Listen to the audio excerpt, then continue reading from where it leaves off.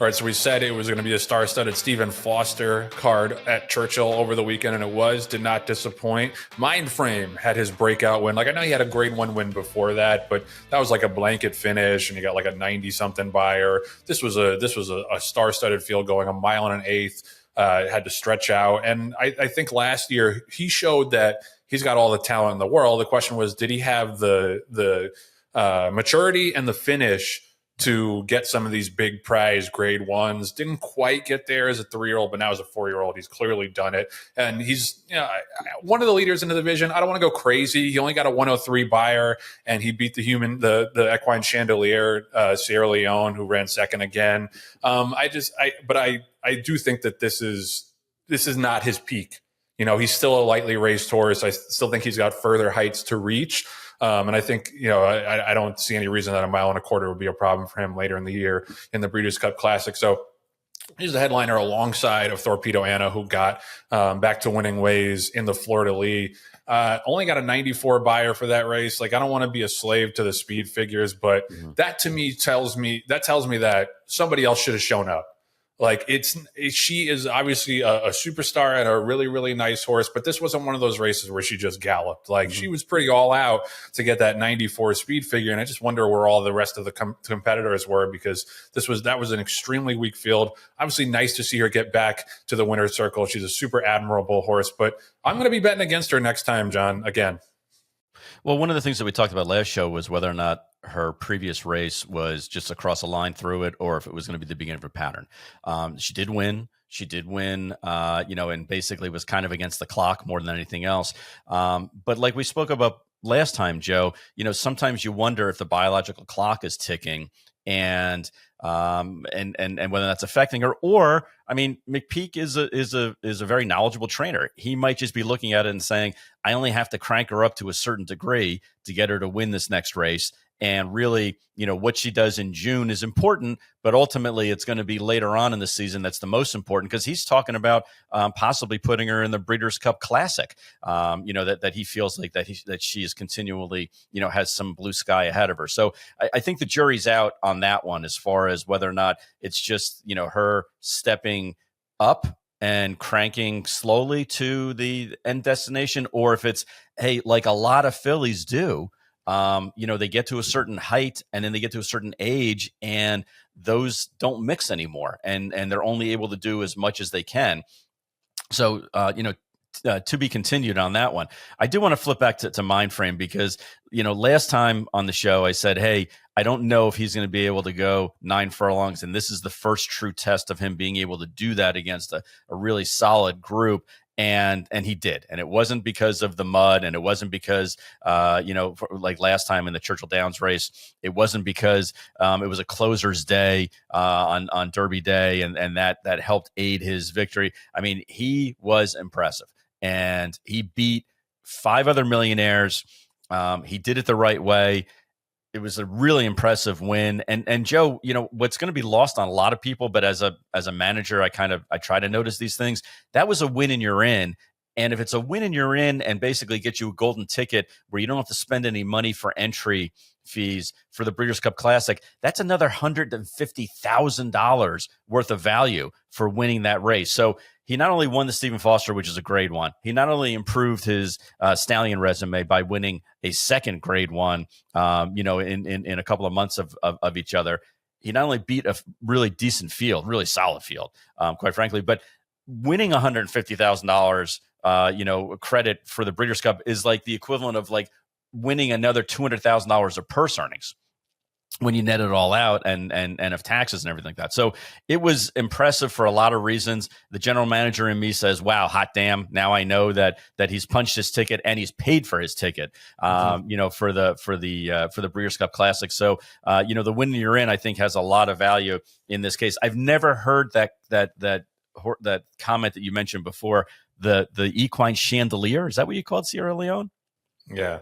It the way he hangs. Oh, he The way he hangs. hangs. Oh, I thought because he illuminates, because he's enlightening. But no, that makes more sense. Okay, I get it. Because he's a hanger. I get it. Mhm. I get it. Yeah. And listen, And just before people yell at me, and I know Steph is probably going to yell at me because she has a connection to him. He is a very, very nice horse that any of us would love to have in the Absolutely. stable. A Absolutely. multimillionaire. I just, he needs a complete pace meltdown in order to get to the wire first is the thing. And he just keeps doing this second and third thing over and over again. Really, really nice horse. But to me, he's a fool's bet on the win end 9 times out of 10. I get it. And Joe, what do you take away from the fact that the track was so fast that day? I mean, they almost broke the track record in the Foster, which you can understand because again, there are 4 Grade 1 winners and 6 millionaires that were in the race. I mean, obviously there's talent top to bottom, but there were a couple of 2-year-old maiden races that the first quarter they went sub 21 and sub 44, and you went. Like, are these horses really that good, that cranked up, or is the track that fast right now where you're starting to see it not once, but I think it was like 2 or 3 times where you saw maiden races going the first quarter in sub 21. Yeah, well, and you mentioned the 2-year-olds on Sunday when Romeo won the Bashford Manor. That was a stakes record, ran a 108 and change. So that track was very, very souped up. And, you mentioned Thorpedo Anna potentially going to the Breeders' Cup Classic. She ran a full second slower than the boys did in the Stephen Foster. So as much as I'm all for people taking shots and running fillies against the boys and all that, she's got to step it way, way up in the second half of the year to have a chance against these older horses. How about Maryland bred in Mindframe winning the Stephen Foster? I always love seeing those smaller state bred programs get their shine. Larry Johnson obviously was a huge owner breeder in the Maryland area. Yeah, bred Mindframe and pretty good 1-2 punch for our friend Mike Rapoli and Todd Pletcher now with Fierceness and Mindframe. I know Fierceness is coming off the loss in the Met Mile, but hard to think of 2 horses you want more going down the road here to the Breeders' Cup Classic. Absolutely. And it's setting up really, really nicely. You mentioned that you're in the 3-year-old camp, which I can totally concur. I can see that. There's a couple of older horses that are really continuing on with their race careers and hitting the board and doing it all the right way.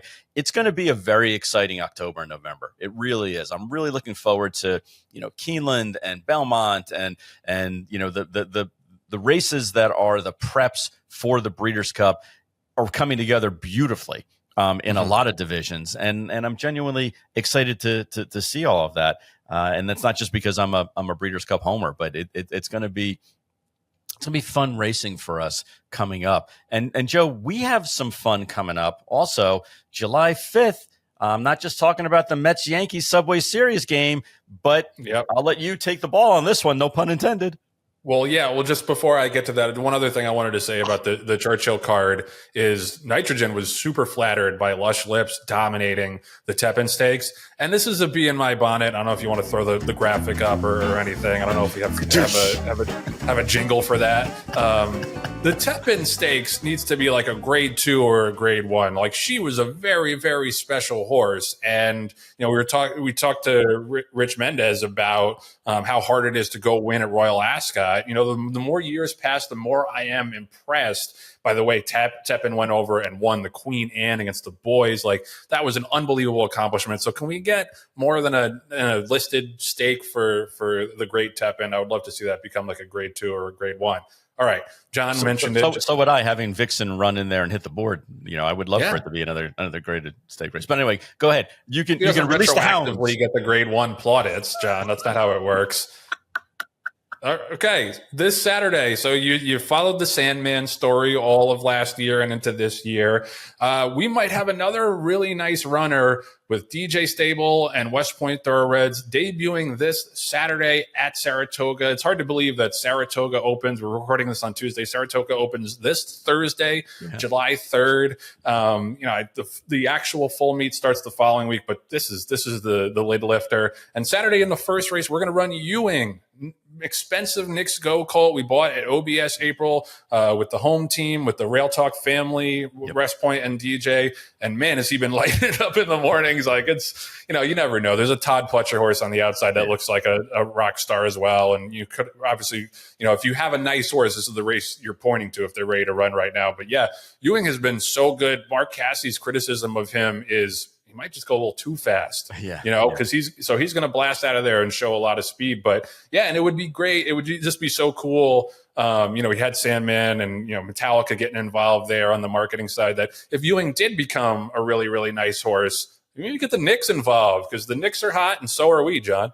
No, absolutely, and it would be great to continue the family trend of having Ewing be the next horse, or if we're going to get sued by the Ewing family, Ewing, as we're calling him, all the hospitals that are out there that have A, B, C, D, and E wings, we're flexible as far as that goes, just to avoid litigation. But at the end of the day, yeah, Joe, and I'll refresh the memory of our audience, or for those of you who haven't heard this story. So we were at the April OBS sale and we compared notes, and Joe and I were like, yeah, we really like this Knicks Go colt, and he's atop our list.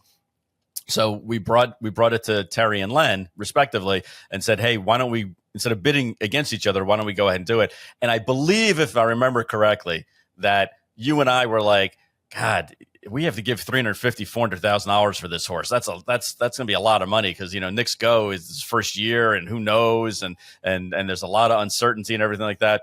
And Terry and Len said, all right, we'll see you later, and basically left. Right. When I were sitting at the table, and all of a sudden the horse banged down for almost $600,000, and we were like, was that us? I'm sure that couldn't have been us, right? Yeah, that's the life of the kids in this operation. Like, dad goes to bid and says, okay, we're going to go this much. And then they come back around like, yeah, we went way over that and we bought up. So it tells you who really pulls the strings in these operations. But he's been, he's got to do it on the track in the afternoons, but he's been awesome so far in the morning. So we're really stoked. No, absolutely. And so let the designs, come in. We're going to wait till after the horse wins, but then, it's shirt season. There's so many like New York brands that would get involved on this kind of thing. I don't want to get ahead of myself, but if we are on the Derby Trail somewhere next year, I think there's some New York brands that would give us a little discount and some Ewing merch.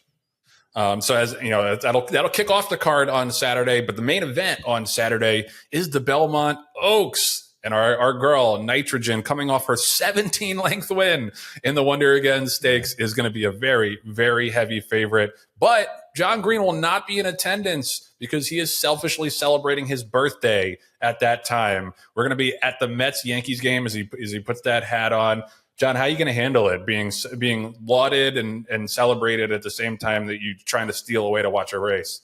Yeah, the nice thing about this, Joe, is that I'll have the game to watch to kind of, buy time, because there's a lot of downtime between the 12:31 post of the first race of Ewing and the 11th race of Nitrogen. So I'm glad that we're going to have it. It's actually my half birthday. It's not even my full birthday, but I just needed to have something. Yeah, it's 55 and a half, 555. What? So that's why. Yeah, wait. You don't have to come. It's all right. You can just send Meg. That's fine. What? It could be Meg +1. Yeah. So we got it. I know we want to talk about Nitrogen, but she's won 5 in a row. Who cares? I mean, it's the Mets Yankees, for God's sake. No, the Mets need a win. Who were 3-16 in their past 19 games, but let's not worry about that so much, because they got swept by the Pirates and lost by a combined score of 30-4. I know it was, and that was after the second game where they had a players only meeting. That went over really well. Meeting. Yeah, obviously that went really, really well. It's kind of like when I have a horses only meeting, at the stable. Hey guys, we got to do better. We got, and they're like, yeah, we're still getting fed at 5:00, right? So anyway, we digress, as we mostly do in this show. So yes, Nitrogen in the Oaks, we're very excited. First of all, that she was invited, because it is an invitational only, and also that she got the post that we wanted. We wanted her to be on the outside so she can kind of stalk, and that's worked out really well. And I'll tell you what, Joe, I know part of it is that she's developed and she's become more and more talented, but Ortiz fits her like a glove. I mean, he is so confident on her when he rides her. And I know that he is, one of the hottest riders right now. And how cyclical that is, because we were just saying the same thing about Pratt a few months ago. And we were saying the same thing about Irad a few months before that. And, it's almost like when you're on a streak, you got to respect the streak. And Jose is certainly on that streak right now. But we're really excited about the race. I couldn't look forward to that race more. Len and Carlene and my adopted brother, Aaron Yagoda, are all going to be there at Saratoga. So go ahead and bring the kitties and say hello to Grandpa Len.